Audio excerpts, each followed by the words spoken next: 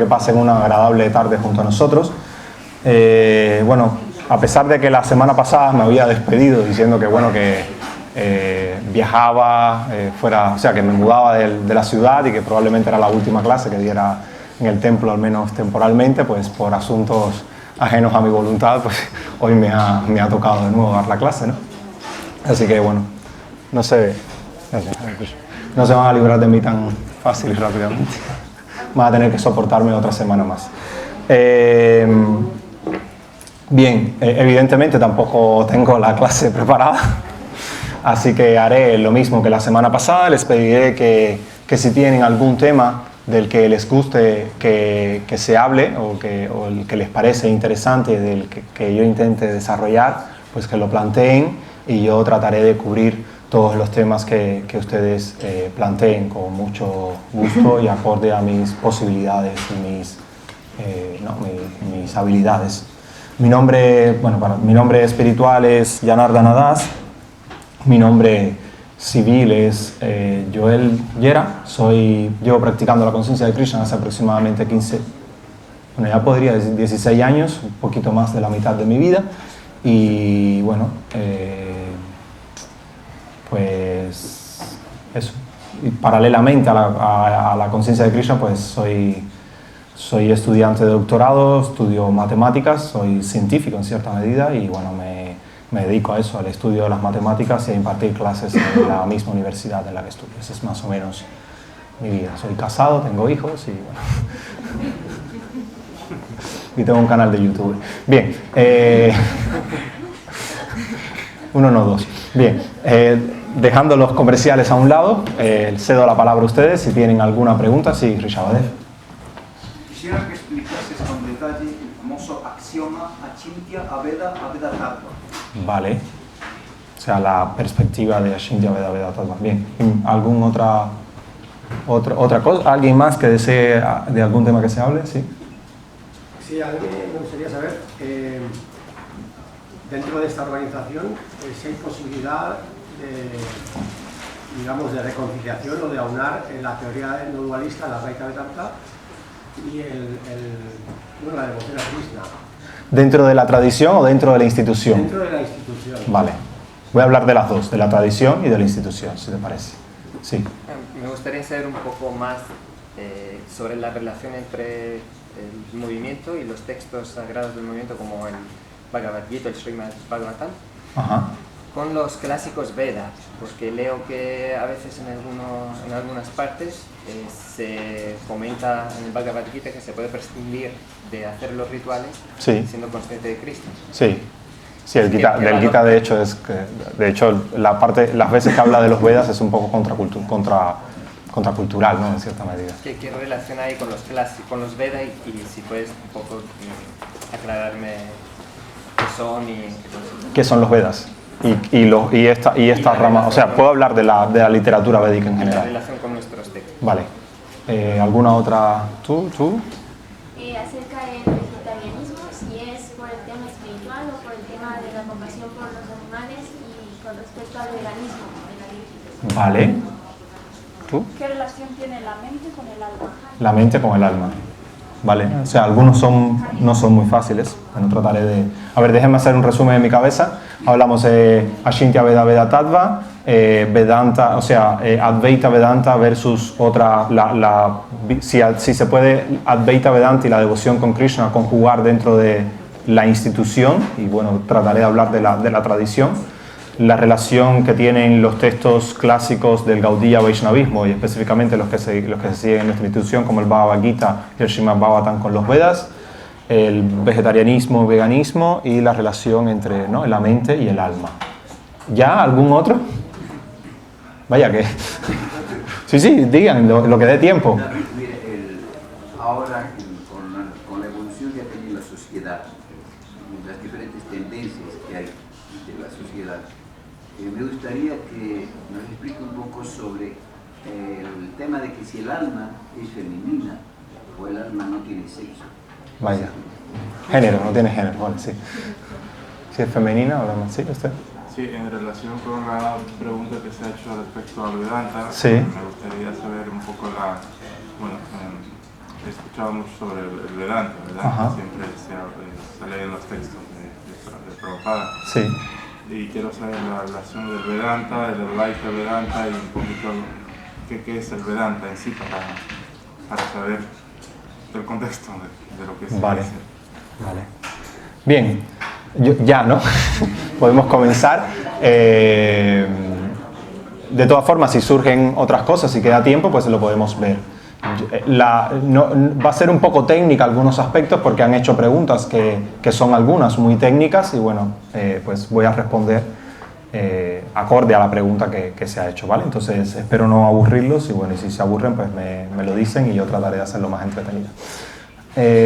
¿Por cuál empiezo? Vale. Voy a empezar por la que tú hiciste, del alma y la mente. Acorde con el Prabhupada principalmente, y bueno, el Gaudiya Vaishnavismo en términos generales, se describe que nosotros somos almas espirituales, que estamos hechos de la misma sustancia que está hecho Dios, o sea, somos partes y porciones plenarias, partes y porciones extendidas y eternas, ¿no? de esa divinidad de Dios, del Supremo. Y esa es nuestra naturaleza ontológica, nuestra naturaleza, digamos, lo natural nuestro es que el alma está hecha es Sat, que significa que es eterna, es Chit, que significa que es plenamente consciente, y es Ananda, que significa que ella en sí misma está llena de dicha, de bienaventuranza, de felicidad, de dicha. O sea, la naturaleza ella es la de estar en plena bienaventuranza. Sin embargo, el ambiente en el que nos encontramos, pues es un tanto, no, es diferente, es asat, o sea, es temporal, todo lo que vemos a nuestro alrededor es temporal. Es ashit, es un lugar en el que no hay plena conciencia, no hay pleno conocimiento de todo.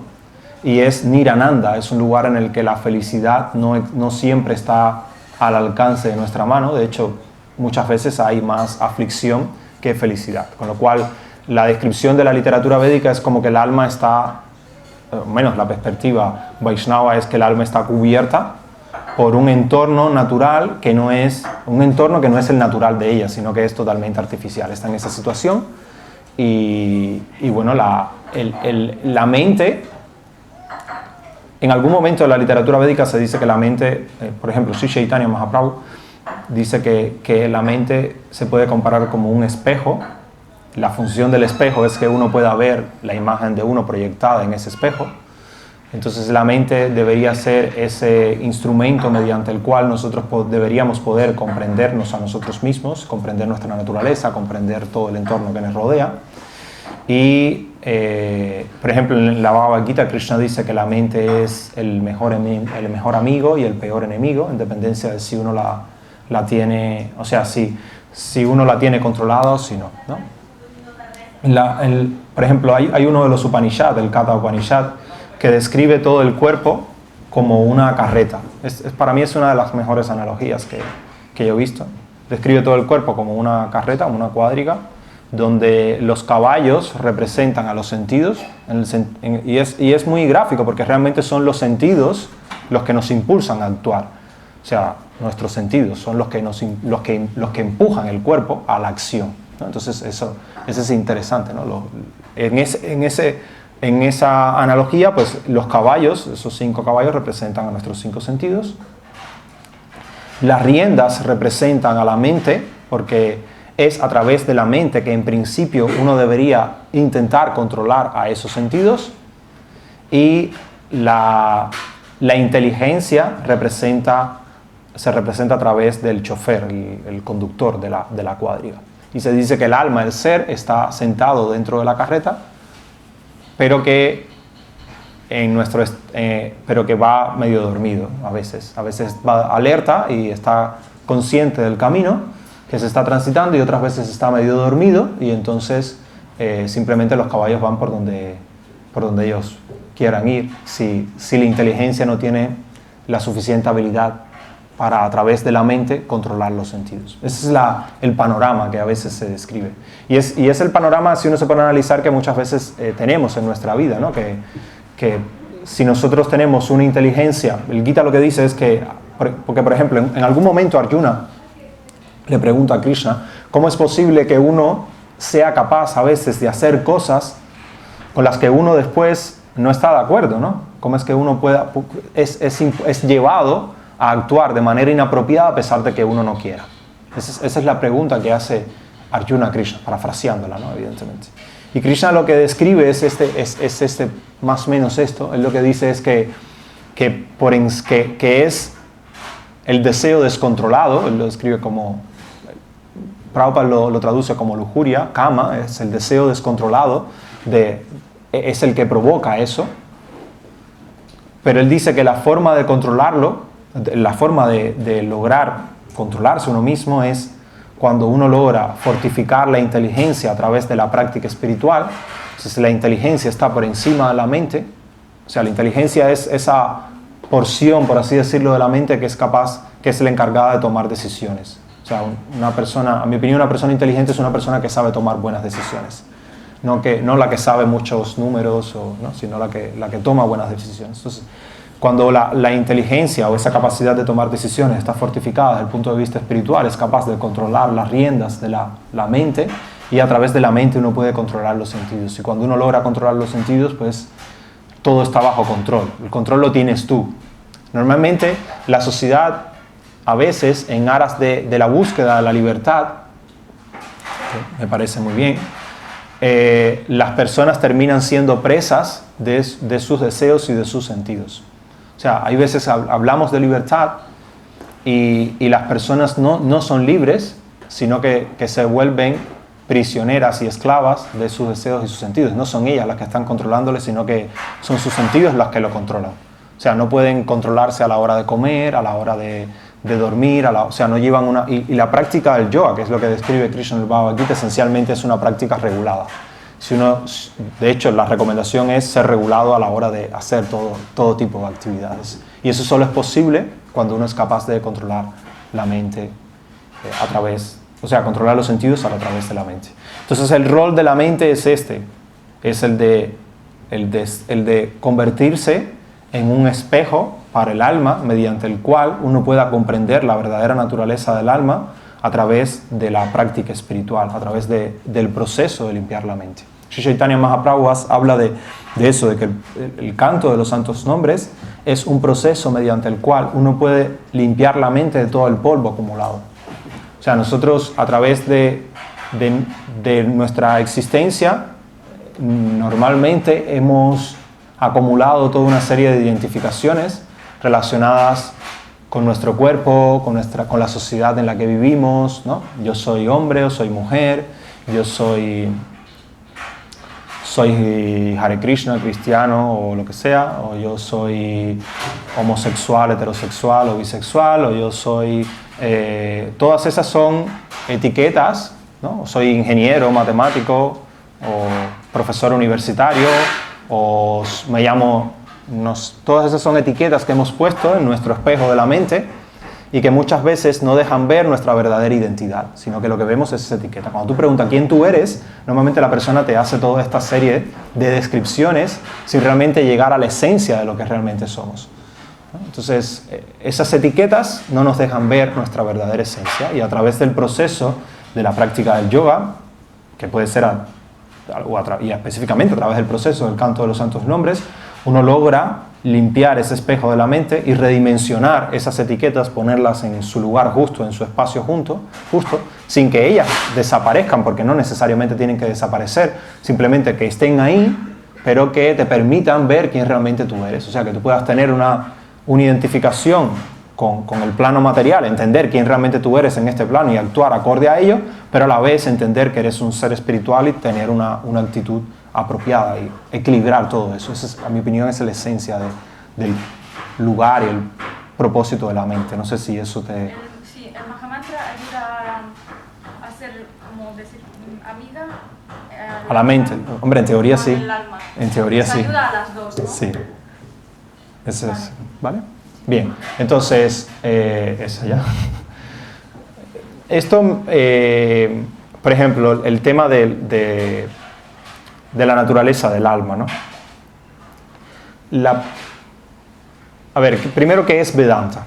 En la literatura védica se describen 6 tipos de escuelas, o 6 tipos de aproximaciones mediante las cuales se tratan de entender las escrituras, los Vedas. Y uno de ellos es el Vedanta.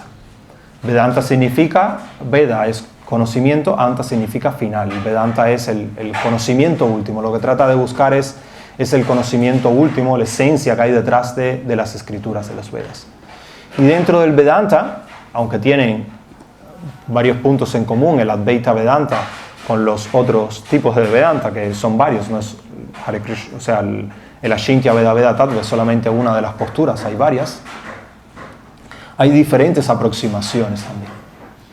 La principal diferencia entre el Advaita Vedanta y, por ejemplo, el Ashintya Veda Veda Tattva, que es la que promulga Jiva Goswami, o bueno, el señor Chaitanya elabora y Jiva Goswami establece y le da ese nombre, es, yo diría que en la naturaleza del ser, ¿vale?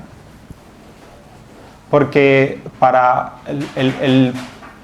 el principal problema desde la perspectiva del Bhakti con el Advaita Vedanta es que en algunas líneas del Advaita Vedanta el propósito del practicante es volverse uno con Dios, no en el sentido de fundirse con la divinidad.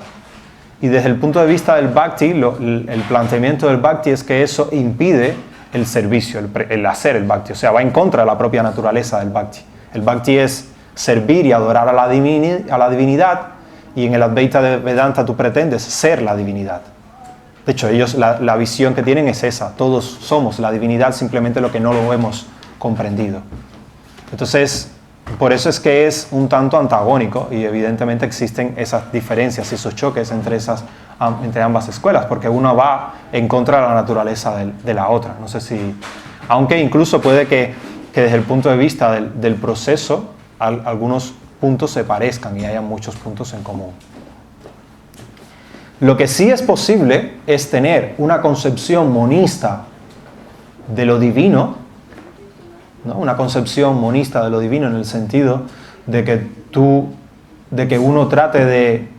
O sea, hay un estado dentro de las 5 relaciones primarias que uno tiene con la divinidad, que se le llama técnicamente rasa. Hay uno que se llama Shanta rasa, en la que uno simplemente trata de, ¿cómo decir?, contemplar, por así decirlo, lo divino, ¿vale? Y se centra esencialmente muchas veces en el aspecto Brahman de la divinidad. Uno simplemente contempla el Brahman, ese aspecto todo penetrante del Supremo, que está en todas partes y que lo penetra todo. Entonces, sí, o sea, en cierta medida, uno puede practicar Bhakti. Hay ejemplos de seguidores del señor Chaitanya, por ejemplo en Orisha, que fueron seguidores del señor Chaitanya y que tienen planteamientos un tanto monistas de la divinidad, dentro de la tradición, hablando dentro de la gran tradición que es el Gaudiya Vaishnavismo. Pero ya dentro de la institución, los planteamientos de Prabhupada son bastante fuertes hacia el Advaita Vedanta, sobre todo por esta visión de que, del intento de ser Dios, ¿no? de la concepción de que el alma es Dios, de que no hay diferencia en ningún aspecto entre el alma y Dios, que hay una unidad total.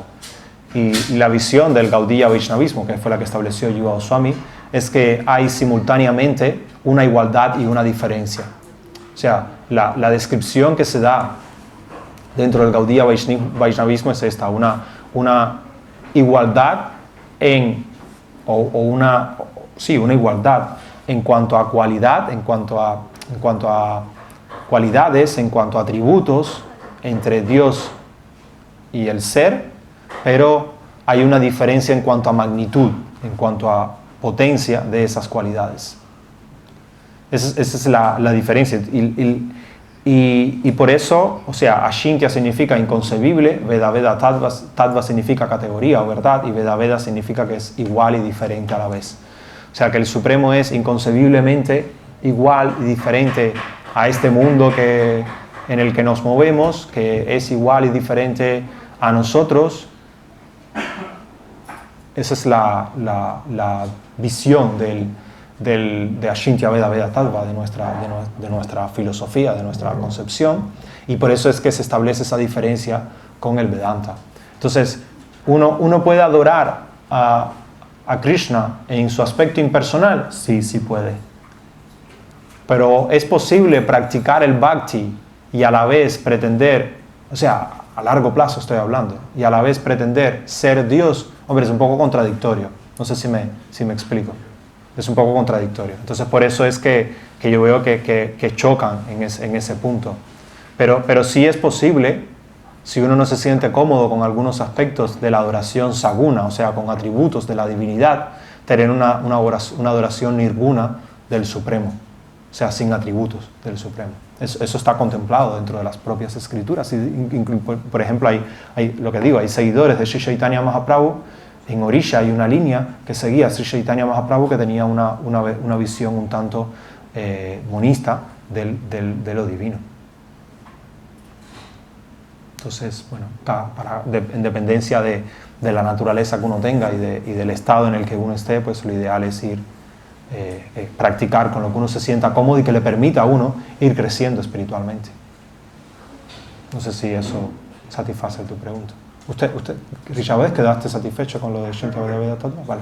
¿Tú querías preguntar algo? Por ejemplo, de los 4 kumaras, Ajá. que eran impersonalistas, Sí. ¿cómo es posible que ellos no creían en Dios ni si llegaron al mundo espiritual? A ver, el problema es que existen dos tipos de impersonalistas, ¿vale? Están los Brahmavadis y están los Mayavadis.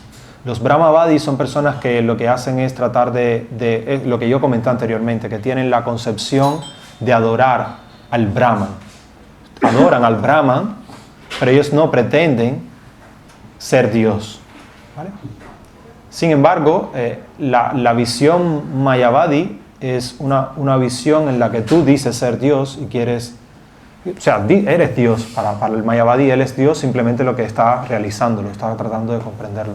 Y es la que entra en contradicción con el Gaudiya Vaishnavismo. Los Kumaras eran Brahmavadis, ellos lo que hacían era adorar el aspecto impersonal de la verdad absoluta. Si uno quiere tener una idea más interesante de esto, por ejemplo, hay un libro de Sanatana Goswami llamado Brihad Bhagavatamrita, en el cual se describe a un personaje que se llama Gopakumara, que va viajando por diferentes lugares del universo.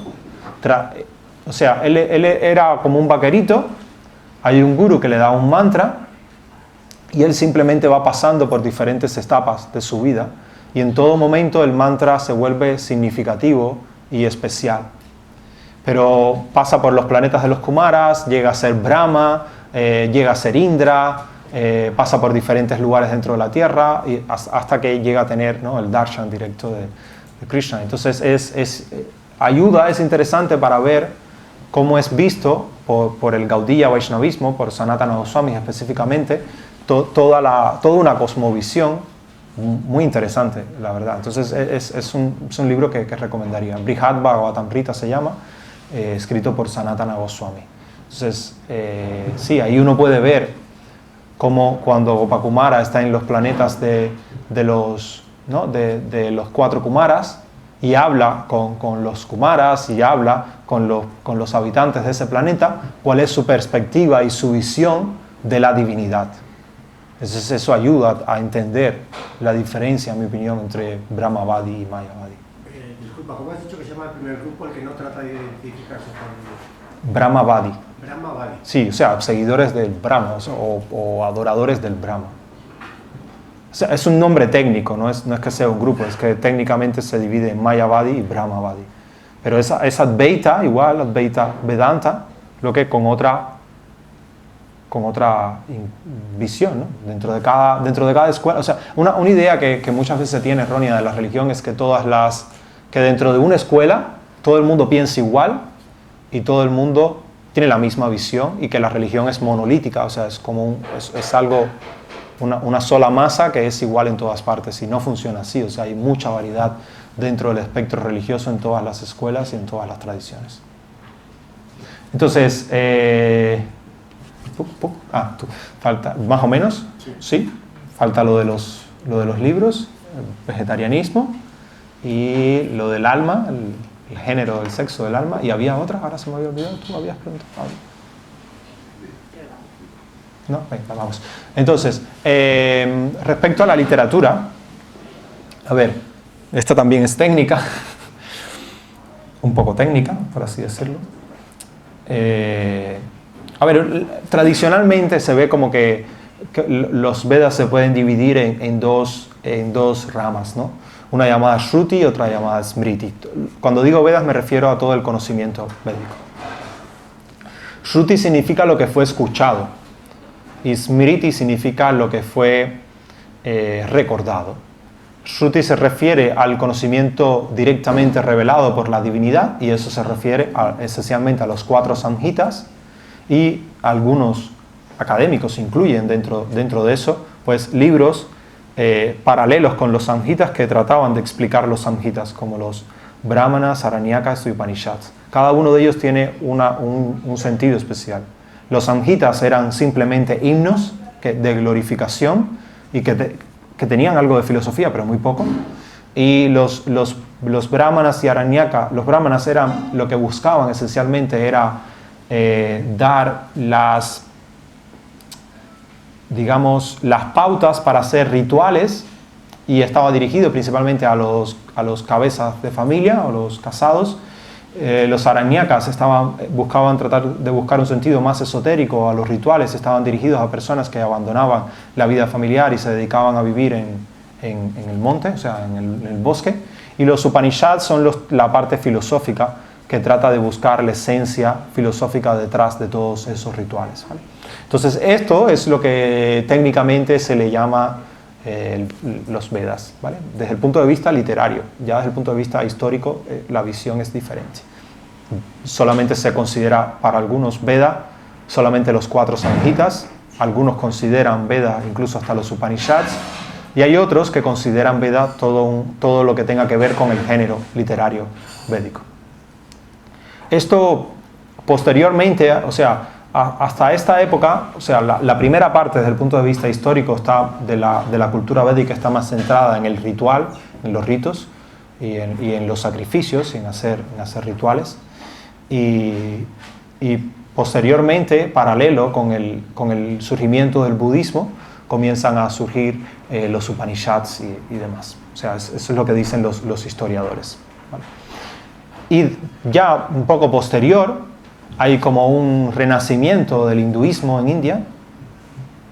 Todo esto tiene que ver con asuntos políticos, ¿no? Sobre todo cuando reyes que tenían deseaban desarrollar una práctica, incentivaban esa práctica y había como un renacer de esa práctica. Entonces, después, posteriormente, es que aparecen, desde el punto de vista de la historia, los textos que son la base, por así decirlo, del hinduismo actual. A día de hoy prácticamente los Vedas dentro del hinduismo no tienen un papel preponderante, o sea, prácticamente nadie sabe, ¿vale? Nadie utiliza los Vedas, excepto para hacer algunos rituales y demás. No es que las personas vayan leyendo el Rig Veda ni nada por el estilo. Eso a día de hoy es poco común, o sea, ni siquiera en nuestro movimiento yo no conozco muchos que se hayan dedicado a estudiar los Vedas ni nada por el estilo, ¿vale? Entonces, los textos que más cercanos son, y los principales son los Puranas y el Ramayana y el Mahabharata, que son historias que para la tradición son basadas en hechos reales y que narran y que tratan de establecer la esencia filosófica a través de historias, a través de pasajes históricos. Y ahí se incluye, por ejemplo, dentro del Mahabharata se incluye la Bhagavad Gita, y dentro de los Puranas, el principal de los Puranas es el Srimad Bhagavatam. El principal en el sentido de que es el más comentado, o sea, no es porque nosotros digamos que es el principal, es porque es el Purana que más se ha traducido, que más se ha comentado históricamente, ¿vale? Y es el más famoso de todos. Entonces, para el Gaudiya Vaishnavismo, los dos textos principales son estos dos que tú comentabas, la Bhagavad Gita, el Srimad Bhagavatam, y también la literatura desarrollada posteriormente por los Goswamis de Vrindavan, pero que se basan en estos dos textos clásicos, el Bhagavad Gita y el Srimad Bhagavatam. La relación que estos libros tienen con los himnos, con los Vedas, es pobre. Pobre en el sentido, porque hay como históricamente hay como una brecha, ¿no? O sea, se basa en la esencia de la aceptación de algunos de los términos de los Vedas, de la adoración de la divinidad y cosas por el estilo, pero hay muchas diferencias. Por ejemplo, en la literatura védica, en los Vedas originales, no se ve claramente que haya una única divinidad que sea absoluta por encima de todas, sino que en los textos uno puede apreciar de que en las diferentes oraciones se adora a la divinidad, a esa en específico, como si fuera lo más grande, y después hay otra oración donde adoran a otra divinidad como si fuera lo más grande. Eso técnicamente no se le llama politeísmo, tiene otro nombre, no recuerdo cuál es bien. Pero como que no hay problema en que convivan y que cada uno adore a su divinidad de esa manera exaltada. Sin embargo, ya posteriormente, sobre todo en los Puranas, específicamente en el Srimad Bhagavatam, pues la figura de Vishnu queda preponderante como la divinidad superior, ¿no? O sea, y en el Gita también, o sea, Krishna en el Gita de manera explícita también establece como que él es la divinidad última a la hora de adorar. Entonces la relación es limitada, bastante en mi opinión, pero que puede, pero no obstante a eso se le llama conocimiento védico a todo. O sea, los más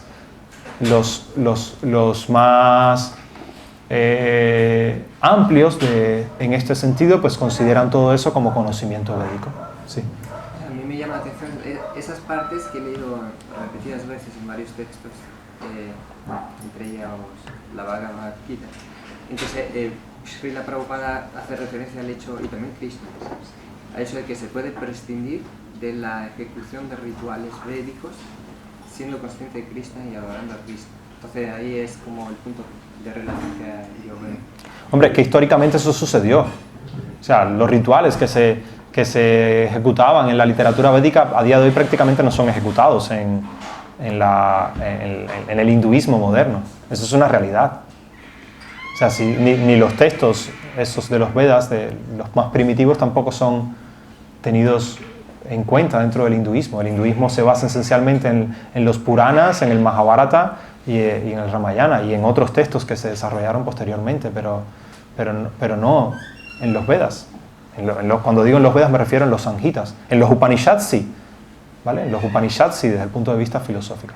Y todo el mundo trata de buscar, de tirar hacia atrás, hacia los Upanishads para sustentar lo que plantean en los Upanishads porque son la base filosófica de los Vedas. Pero no en los Samhitas, o sea, ni en los rituales. Y lo que buscan los Upanishads es eso, tratar de encontrar la esencia del ritual. Es que el propio Gita, por ejemplo, en el capítulo 4, Krishna habla del sacrificio, ¿no? El yagya. Y él habla de diferentes tipos de sacrificio. Él dice que por ejemplo, que el brahmachari, el monje, sacrifica sus sentidos como en la renuncia. El casado habla de otro tipo de sacrificio. Por ejemplo, la persona que se dedica a la práctica de yoga a través de la respiración. Él habla del sacrificio del aire que entra en el que sale en el que entra. O sea, da varios sacrificios de diferentes personas. Eso es una extrapolación del ritual. Está convirtiendo el ritual en algo de tu vida, en algo que va contigo. Y al final dice que todos esos rituales, la esencia de todos esos rituales es entender que lo que está detrás del ritual es adquirir conocimiento. Que si eso no se tiene, el ritual es por gusto. Entonces, o sea, el Gita en ese sentido es sumamente, o sea, da como un vuelco a eso, porque te está diciendo de que la esencia no es el rito en sí, sino que es el sentido que está detrás del ritual. Sin que el ritual carezca de importancia, ¿no? Cada cual le da al ritual la importancia que desea, porque a fin de cuentas eres tú quien le da el carácter de divino al ritual. Pero lo esencial es lo que está detrás de ese ritual. Entonces, es cierto eso de que practicando la conciencia de Krishna también tiene rituales, ¿vale? Pero practicando la conciencia de Krishna uno puede prescindir de los sacrificios o los rituales védicos. Pues tienes que ver cuál es el propósito que hay detrás de lo que uno entiende por conciencia de Krishna, Para mí el propósito de la práctica espiritual es establecer una relación con Dios y tratar de vincularme con Dios a través de esa relación. ¿Eso yo lo puedo hacer a través del Mahamantra Hare Krishna? Hombre, yo creo que sí. Entonces, si eso yo lo puedo hacer a través de ese medio, pues tal vez el otro medio, que es el de hacer el fuego de sacrificio, pues tal vez ya no sea imprescindible para mí. No sé si... Entonces, sí, se puede. ¿Cómo? A través de otros procesos, como como el canto, como el estudiar las escrituras, como el hacer actividades prácticas en un lugar sagrado también.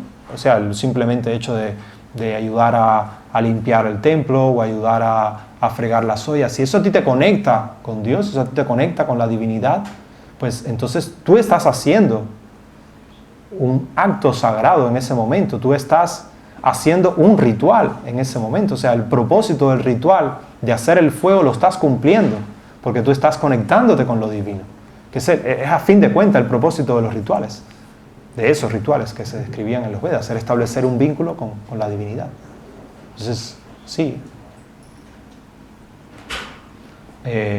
¿Satisfecho? Sí. Vale. El vegetarianismo, y quedaba lo del alma, el género del sexo del alma. A ver, voy a ver lo del alma primero y después lo del vegetarianismo. Respecto al alma, existen diferentes visiones al respecto, en mi opinión, desde la tradición Gaudiya Vaishnava. La más aceptada, yo diría, que es que todas las almas tienen una naturaleza femenina y que Dios tiene una naturaleza masculina. Pero a mi opinión eso es desde una perspectiva, y discúlpenme la palabra, un tanto machista, ¿vale?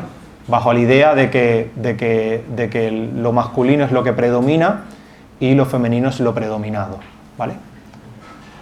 Para mí, simplemente, o sea, si yo tratara de describirlo desde una perspectiva no machista, yo lo que diría es que, por ejemplo, en Radha Krishna se ve la unión de un aspecto masculino y un aspecto femenino. Y probablemente dentro del Vaishnavismo, el Gaudiya Vaishnavismo es de las pocas tradiciones en que se le da, desde este punto de vista de la divinidad, igual preponderancia a la parte femenina que a la parte masculina. Incluso podría decir más, para algunas tradiciones del Gaudiya Vaishnavismo, Radharani es más importante que Krishna porque es la que te permite acceder a Krishna.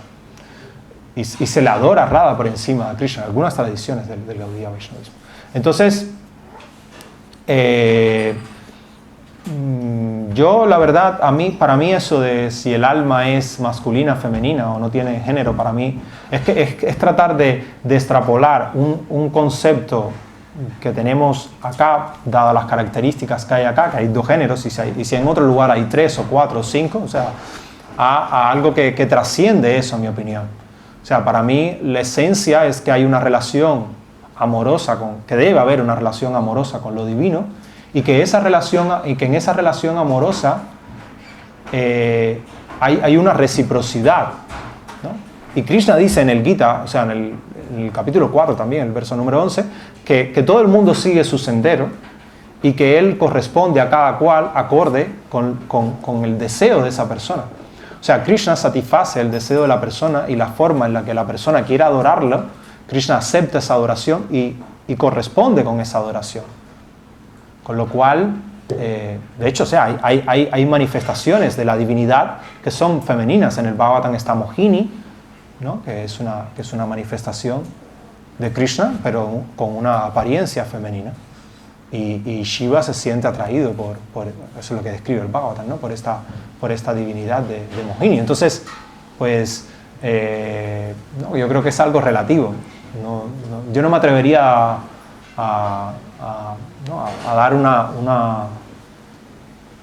algo concluyente al respecto. No sé si me explico.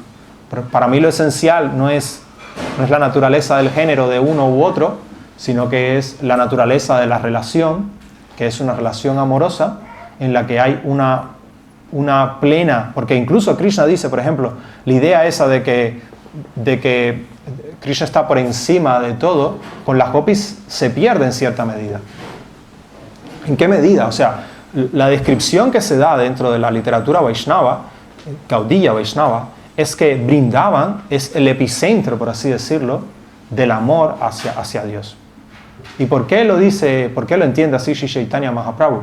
Porque en Vrindavan Krishna no pierde, sino que el amor que existe entre los habitantes de Vrindavan y Krishna es tan intenso que el prema inunda el Aishvarya. Aishvarya significa opulencia y prema significa amor. Entonces, ese amor entre la divinidad ni siquiera el practicante, ¿no? y el devoto y la otra persona, es tan grande, pero tan grande, que cualquier sentimiento de reverencia queda opacado por ese amor. O sea, ¿no? Mientras se matura y en las relaciones con Vishnu, lo que prima es esa reverencia de que, oh Dios, y entonces uno tiene una relación distante, marcada por el respeto, a partir de esa opulencia tan grande, ¿no? Cuando tú ves algo imponente desde el punto de vista, ¿no? Por ejemplo, las grandes catedrales de Europa, ¿qué era lo que buscaban? Además de tocar los cielos, pues imponer también, de que la persona se sintiese humilde ante la majestuosidad de lo divino. Pues en Vrindavan eso se pierde. Y en Vrindavan lo que prima es que la relación amorosa es tan fuerte que esa opulencia queda opacada. Y se evidencia en muchos momentos. Por ejemplo, se evidencia en el pasatiempo en el que le pide... se dicen que Krishna está comiendo tierra y Madre Yashoda le pide a Krishna que abra la boca. Y Krishna abre la boca y Madre Yashoda ve dentro de Krishna todo el universo, todos los planetas, y a ella misma abriendo la boca a Krishna, ¿vale? Y esa visión tan extraordinaria, ella la quita al instante de su cabeza para decir, no, este es mi amado hijo, lo abraza y todo lo demás se queda atrás. Y por ejemplo, cuando Akrura va a Vrindavan a contar que Krishna quién es Krishna, Madre Yashoda le dice, pero Akrura, tú estás loco, ese salió de dentro de mí, ¿cómo me vas a decir que...? No, o sea, tú estás loco, estás mal. Yo lo cargué, yo le di de mamar, o sea, ese es mi amado, o sea, olvídate de lo que tú estás diciendo. Entonces, ese es el punto, o sea, toda la opulencia que tiene Krishna fuera de Vrindavan queda opacada, no es que deje de tenerla, es que queda minimizada completamente al lado del amor tan grande que existe entre los habitantes de Vrindavan y Krishna. Y para mí eso es lo que importa, ¿no? No el género de la relación, sino sino en esencia la forma que tiene esa relación, ¿no? La intensidad que hay detrás de ella. Entonces, la verdad que, o sea, para mí carece de importancia si es femenino o masculino, es una relación inexplicablemente hermosa. Hay más, o sea, pueden dar más ejemplos. El disfrutador, que es Krishna y Radha. Claro, pero el problema es que en esa relación, claro, en esa relación de Vrindavan ni siquiera es Krishna siempre el disfrutador. Porque, o sea, por ejemplo, la propia figura de Sri Chaitanya Mahaprabhu, desde el punto de vista teológico, por ejemplo, lo que se describe en el Chaitanya Charitamrita, de que Krishna se siente tan endeudado con las gopis por todo lo que ellos son capaces de hacer con ella, y se siente tan anonadado de cómo es posible de que estas chicas me amen con tanta locura, que dicen, ellas tienen que estar experimentando algo superior a lo que yo mismo estoy experimentando, y quiere venir como Sri Chaitanya Mahaprabhu a experimentar eso. O sea, Sri Chaitanya Mahaprabhu se describe que es Radha Krishna mismo, se dice, Radha Krishna son uno y se separan y se vuelven a unir en Sri Chaitanya Mahaprabhu. Eso dice el autor del Chaitanya Charitamrita. Y él dice, es Krishna con los sentimientos y el color de Srimati Radharani. Al adoptar los sentimientos de Srimati Radharani se tiñó su piel del mismo color que tiene ella.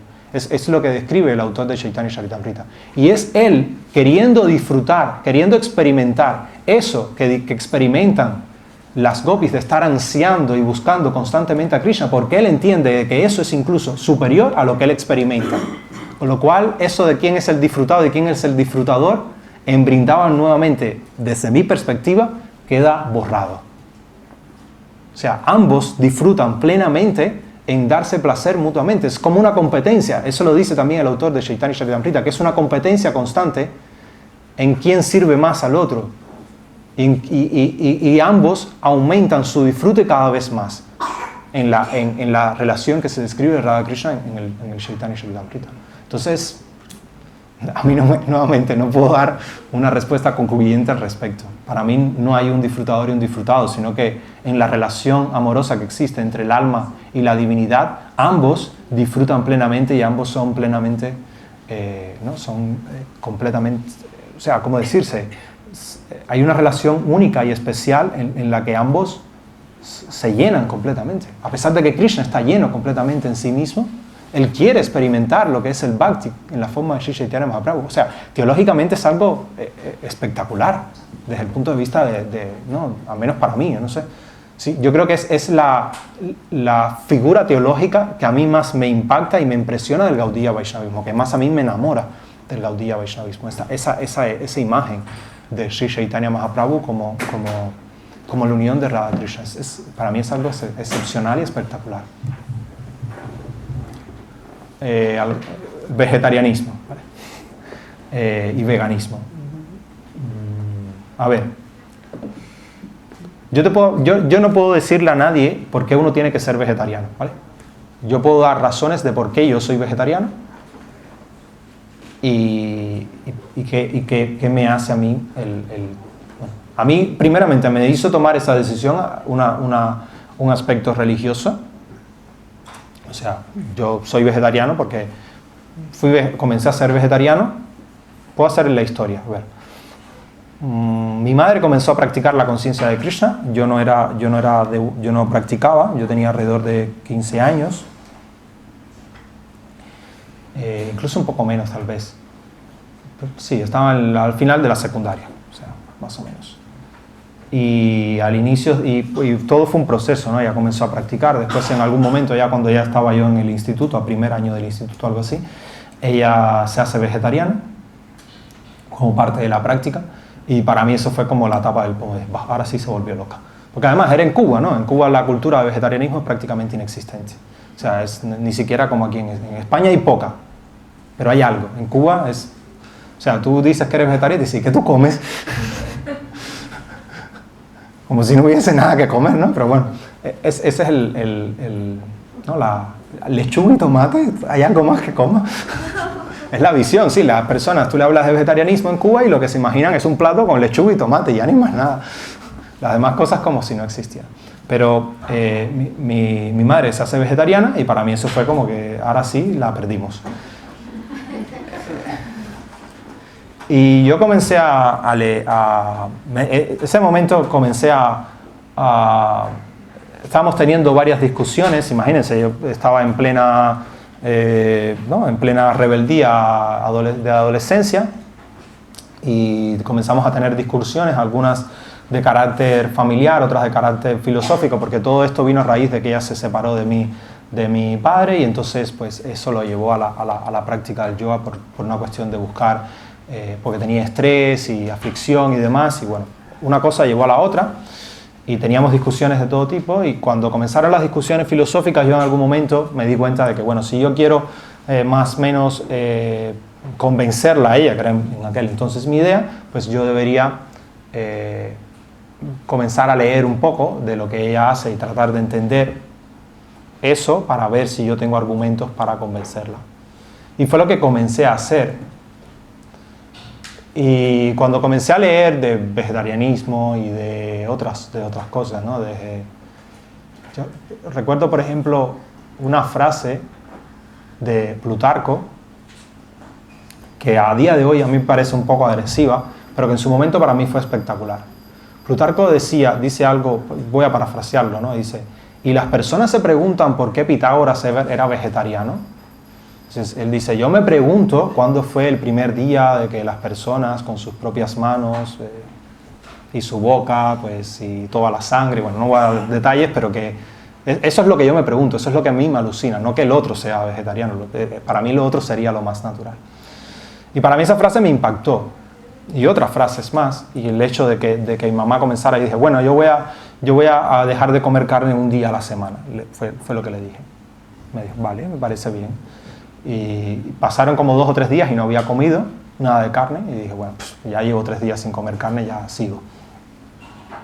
Y bueno, después, en algún momento, en situaciones excepcionales, comí carne y no me cayó bien, y bueno, ya eso marcó como que sí, ya yo debo pasar esa página. Y esa fue más o menos las razones por las que yo me hice vegetariano, ¿vale? Era una mezcla de razones filosóficas, de razones ético-morales y de razones religiosas. Pero a día de hoy la razón principal es una razón para mí de compasión hacia las otras entidades vivientes. Hay una frase que a mí me gusta mucho, por ejemplo, de Paul McCartney, que dice que las personas, que si los mataderos tuviesen paredes de cristal, todo el mundo fuese vegetariano. Es una frase impactante, en mi opinión, y es real, porque el proceso que hay detrás es un tanto, ¿no? Para uno lo que sucede en general es que nosotros estamos totalmente despersonalizados con lo que nosotros consumimos. La sociedad moderna nos ha enajenado del proceso de producción de las cosas. O sea, nosotros compramos ropa y no sabemos que detrás de esa ropa hay niños y menores de edad trabajando. Nosotros compramos una barra de chocolate en el supermercado y no sabemos que detrás de esa barra de chocolate hay niños que están haciendo trabajo forzado en África y que cuando tendrían que estar en el cole, en la escuela. Nosotros nos comemos un plato de comida y nos enajenamos de que lo que estamos comiendo es producto del sufrimiento de otra entidad viviente, de un animal. Entonces la sociedad te ha enajenado completamente de la producción de las cosas. Tú llegas al supermercado, lo compras, lo comes y ya está. Y has despersonalizado todo. O sea, tú no podrías hacer lo mismo con tu mascota. ¿Por qué no podrías hacerlo? Porque tú le has cargado a tu mascota de categorías humanas. Para ti es como si fuera una parte de la familia, un familiar, y para ti es totalmente loco hacerle daño a tu mascota. Pero no hay ninguna diferencia, filosóficamente hablando, entre el ser que está dentro de tu mascota y la gallina que está en la fábrica de hacer pollo. Entonces, sí, hay una despersonalización, pero no solamente sucede en lo que comemos, sucede en los productos que compramos también, en todos. O sea, cuando uno se pone, yo el otro día estaba buscando, hay una lista de 184 productos que todos los días tenemos en los supermercados y que todos los días compramos, que detrás de ellos hay niños que están trabajando en esos productos. Y la sociedad no te da alternativas, porque si tú quisieras comprar productos que no pasen por esa etapa, pues definitivamente no están al alcance de un bolsillo de una persona normal. Entonces yo lo único que veo así, pues a partir de ahora todo lo compro de segunda mano, porque es la única forma que yo veo que me alejo un poquito de esa cadena.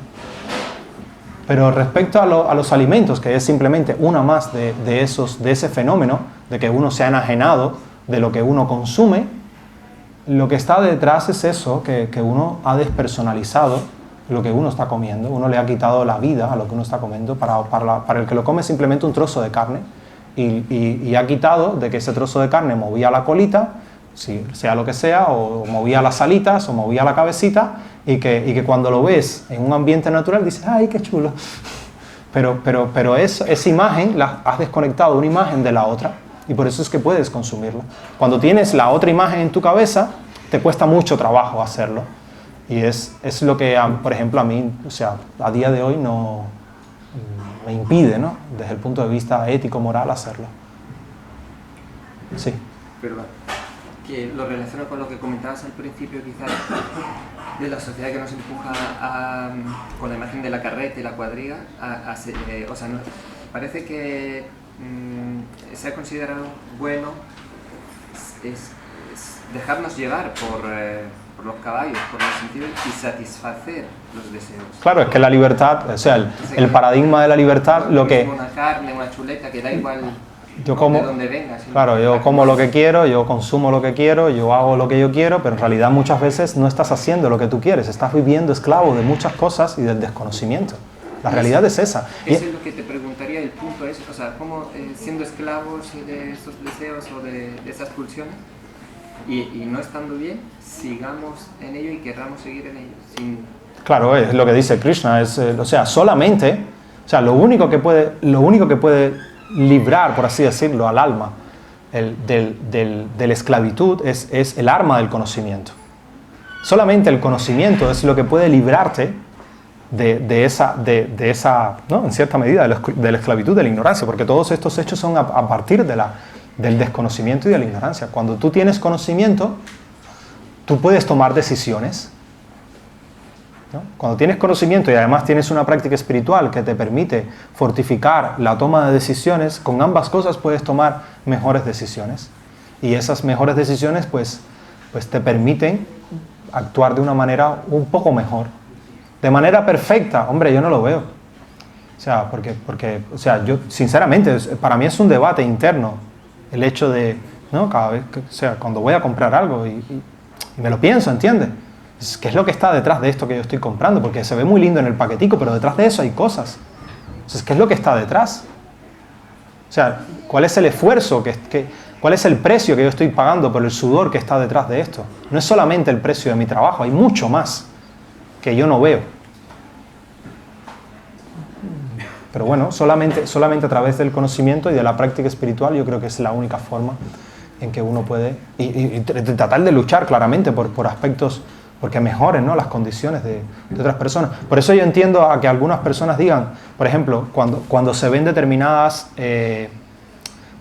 posturas de determinados círculos, aquí por ejemplo en Europa, referente a, por ejemplo, al feminismo y demás, que yo estoy totalmente a favor de que, para mí, o sea, para mí no hay ninguna diferencia entre un hombre y una mujer desde el punto de vista de las posibilidades y de las oportunidades, ¿vale? Pero que yo muchas veces digo, hombre, es que hay problemas mucho más graves que utilicen un lenguaje, ¿entiendes?, inclusivo. O sea, hay cosas mucho más graves que esa y que pasamos por alto a diario y que no somos conscientes de ellas. Que yo no digo que se deje de luchar por una, que yo lo que creo es que se debe luchar por todo, pero ser un poco más consciente del mundo en el que vivimos. O sea, que no es solamente salir con una pancarta a luchar por determinados derechos, que me parece muy bien, pero que hay cosas que estamos pasando por alto y que son muy tristes, mucho más que otras por las que protestamos. Sí. Hay una explicación de esto de los derechos y los deberes, que es una parte importante de la vida humana, por eso es mi derecho y por eso es mi deber. Y entonces la visión de que los derechos no existen en sí mismos, tienen que ver con las responsabilidades.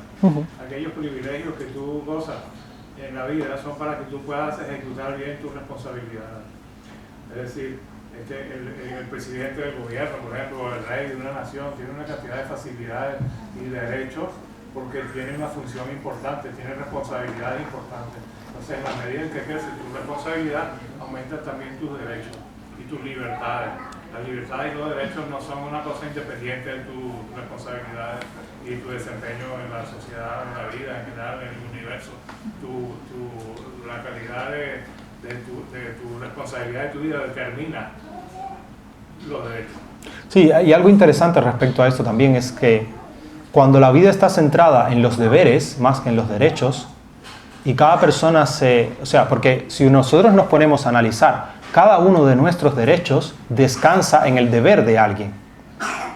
O sea, nosotros tenemos que reclamar algún derecho cuando alguien no está cumpliendo con su deber. Si todo el mundo cumpliera con su deber apropiadamente en una sociedad ideal, pues nadie tendría que reclamar ningún derecho, porque en los derechos de un ciudadano están salvaguardados por el apropiado cumplimiento del deber de otro. O sea, cuando yo cumplo apropiadamente con mi deber, estoy salvaguardando el derecho de las personas que dependen de mi actividad, de esa actividad que yo realizo. Entonces, muchas veces más que incentivar, que yo tampoco tengo nada, o sea, no tengo nada en contra de que cada uno realmente reclame por lo que cree que merece, pero que también debemos tratar de que nuestro trabajo, nuestro deber, cumplirlo apropiadamente con la conciencia de que detrás de ese trabajo que yo estoy haciendo apropiadamente está el derecho de otras personas. Entonces, cuando todo el mundo trabaja con ese estado de conciencia, pues la sociedad podría ser mucho mejor. O sea, si en vez de la perspectiva verla desde los derechos, la vemos desde los deberes y educamos a las personas a cumplir apropiadamente con su deber, porque detrás del deber de esa persona está el derecho de otros, entonces la sociedad puede ser mucho, mucho mejor. ¿Tú querías decir algo? Sí, desde el punto de vista ético,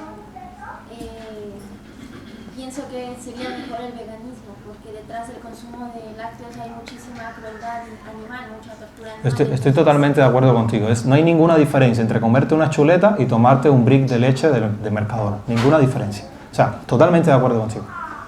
Entonces, ¿por qué no, o sea, en la cultura ver que se consume? Hombre, yo creo, por ejemplo, que si hay lugares, como por ejemplo, si hay personas, por ejemplo, que se dedican a buscar vacas. Hay devotos, por ejemplo, en Ucrania, que se dedica a ir a los mataderos, buscar vacas, pagar por ellas y llevárselas y que corran libremente en sus pastos, ¿entiendes? O como en Brihuega, que tienen las vacas ahí y no las van a matar después, sino que van a morir tranquilamente, y la leche que sobra, no en Brihuega, aquí en la granja, las vacas que tienen los devotos, pues consumen la leche de esas vacas. Pues esa a mí me parece una forma sostenible. Bueno, no es sostenible para que consumamos leche todos así, pero que el que lo hace así, pues me parece que no hay un sufrimiento detrás del animal, ¿vale? Pero la que compramos en el supermercado, sí, esa sin duda alguna, para mí no hay ninguna diferencia entre esa y la otra, pero de todas formas, si compras leche, por ejemplo, si vas a leche vegana y compras una leche de almendra, pues probablemente para producir la leche de almendra, pues estén acabando con las abejas. Entonces, es que es un ciclo muy difícil de cerrar, de verdad que sí. Cuando te pones a indagar en cada una de las cosas, tú dices, hombre, es que no tengo salida por ninguna parte. Entonces, bueno, uno puede tratar de minimizar el daño, lo más que uno pueda, pero, o sea, el daño va a haber en la sociedad de la que vivimos. O sea, con ser vegana, no es que estés acabando con el sufrimiento animal, ¿vale? No lo estás haciendo, que te quede claro. Puede ayudar, pero no lo estás haciendo. No, los activistas puede que ayuden, pero te digo que con ser vegano no te estás librando del problema de causar daño a otros. No te estás librando de eso, porque detrás del consumo de muchos artículos veganos probablemente haya un daño a algunos animales y a otras especies. Si uno investiga, lo hay. Entonces, sí, pero hombre, sí, pero estoy de acuerdo contigo de que la leche que consumimos del supermercado pues tiene tanto sufrimiento del animal como probablemente más que el matarlo de una vez y comértelo. Bueno, entonces los invito a todos a cantar Hare Krishna, siento si ha sido un poco fatalista el final de la clase, y quédense con la parte de la relación amorosa entre Krishna y las entidades vivientes, y cómo a través de esa relación amorosa podemos crecer espiritualmente, y esa imagen única de que el Bhakti es tan excelso que Krishna mismo quiere venir a experimentarlo en la forma de Shri Chaitanya Mahaprabhu. Muchas gracias por venir y espero que tengan una excelente tarde con nosotros. Hare Krishna.